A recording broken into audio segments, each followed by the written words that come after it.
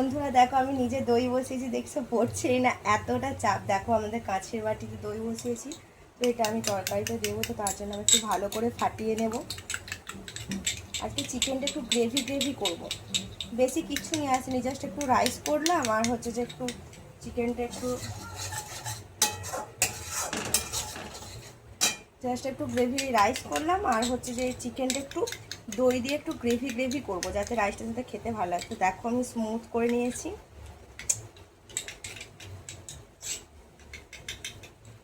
তো চলো রান্নাটা তোমাদেরকে দেখাই। দেখো আমার এখানে সরঞ্জামগুলো সব কেটে নিয়েছি। প্রথমে আমি বিনস কলাই, ক্যাপসিকাম আর এদিকে গাজর আর এদিকে ধনেপাতা কুচিয়ে নিয়েছি। আর এদিকে আছে পেঁয়াজ, কাঁচা লঙ্কা, আদা, রসুন, এগুলোকে একসাথে পেস্ট করে নেব। তো পেস্ট করে নিলাম বন্ধুরা। তো এইদিকে দেখো আমি কড়াইয়ে তেল দিয়ে দিলাম। তেল দিয়ে আমি রান্না করছিলাম, রান্না করতে করতে মা বলছে যে দেখি আমি একটা সাইড থেকে একটা ভিডিওকে তুলে দিই। তো তখন আমার মা ভিডিওটা তুলে দিচ্ছিল। বন্ধুরা তো দেখো আমি আজকে রান্না করছি, বাড়িতে ছিলাম তো মন গেল রান্না করতে। চলো দেখে নিই আমি এখানে কি দিলাম এখানে, তো দেখে নাও বন্ধুরা। আমি চিকেনটা করার জন্য প্রথমে তেল দিয়েছিলাম, তেল দিয়ে কারি পাতা দিয়ে দিয়েছি আর এখানে কয়েকটা ক্যাপসিকাম দিয়ে দিয়েছি। এরপর আমার বেটে রাখা মশলাটা আমি এবার দিয়ে দেবো।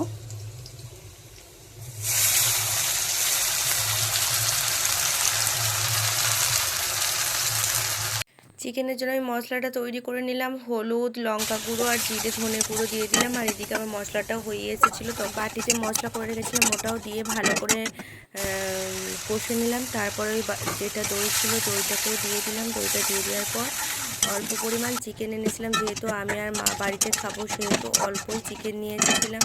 তো অল্প চিকেন দিয়ে রান্নাটা করছি, দেখো দেখতে কত সুন্দর লাগছে। আর ওপরে ধনেপাতা দিয়ে দিয়ে ঢাকা রেখে দিয়েছিলাম, যে খানিকক্ষণ বাদে একটু পেঁয়াজকে পাপড়ি পাপড়ি করে কেটে আর ধনেপাতা দিয়ে আমার রেডি হয়ে গেছে চিকেনের রেসিপিটা। তো আমি একদম দই দিয়ে একদম কষা কষা করে গ্রেভি গ্রেভি করেছি।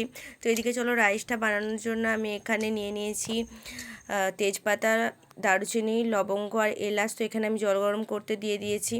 আর এদিকে কড়াই তেল দিয়ে রাইসের যেগুলো লাগবে ভাজাগুলো আমি ভেজে নিলাম। তো প্রথমে নুন দিয়ে আমি এখানে গাজরটা ভেজে আমি তুলে রাখলাম। এইদিকে হাঁড়িতে আমি প্রথমে গরম মশলাগুলো দিলাম এবং ওপর থেকে তেল ছড়িয়ে দিলাম। তারপরে চালটা দিয়ে ফোটাতে দিয়ে দিলাম, যেহেতু আমার টাইম লাগবে। আর এদিকে আমি সব একদম ভেজে নিলাম, ওদিকে গাজরও ভাজা রেডি আর এদিকে ক্যাপসিকাম আর বিনস কলাইগুলো একসাথে ভেজে নিলাম। বন্ধুরা তোমরা অবশ্যই আমাকে কমেন্টে জানিও আমার রান্নাগুলো তোমাদের কাছে কেমন লাগে। তো আমি আমার মতো স্টাইলে রান্না করি, জানি না ভুল ত্রুটি হতে পারে রান্নাতে। তো এদিকে চলো আমি ডিমটাও ভেজে নিলাম আর এদিকে কাজু বাদাম আর কিশমিশটাও ভেজে নিলাম। তো এদিকে আমার চালটা হয়ে গেছে, দেখো ভাত হয়ে গেছে কত সুন্দর ঝুড়ো ঝুড়ো। তো আমি ছেঁকে নিলাম আর এদিকে কড়াইতে রাইসটা করবার জন্য প্রথমে ঘি মাখিয়ে নিলাম আর এখানে আমি ভাতটাতে অল্প পরিমাণ ঘি মাখিয়ে নিলাম। তারপরে আবার লেয়ার বাই লেয়ার আমি সাজিয়ে দেব।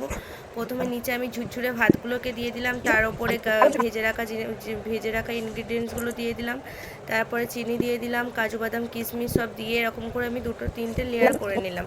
তোমরা যত লেয়ার করবে তত সুন্দর লাগবে খেতে। আর ওপর থেকে ধনে পাতাটা দিয়ে দিয়েছি। তো বন্ধুরা চলো রাইসটা একটু দেখে নিই ঠিকঠাক হয়েছে কিনা।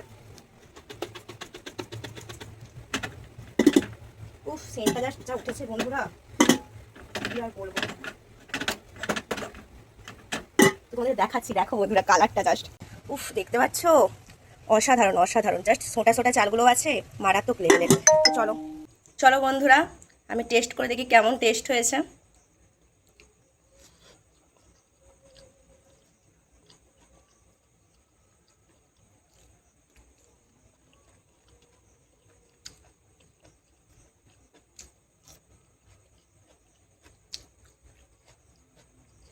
অসাধারণ,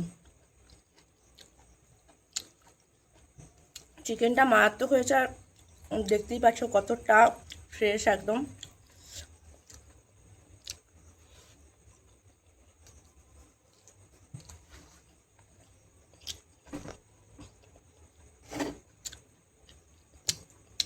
আমি খাবো না, তোমাদেরকে রিভিউ দেবো, নিজের প্রশংসা নিজে করছি।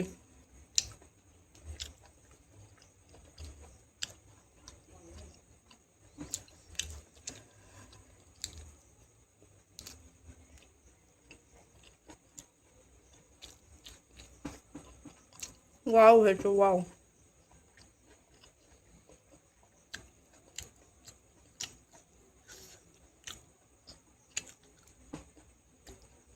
তো চল বন্ধু আমি খেতে থাকি, তোমাদের নেক্সট কোনো ভিডিওতে আবার দেখা হচ্ছে। Tata, good night.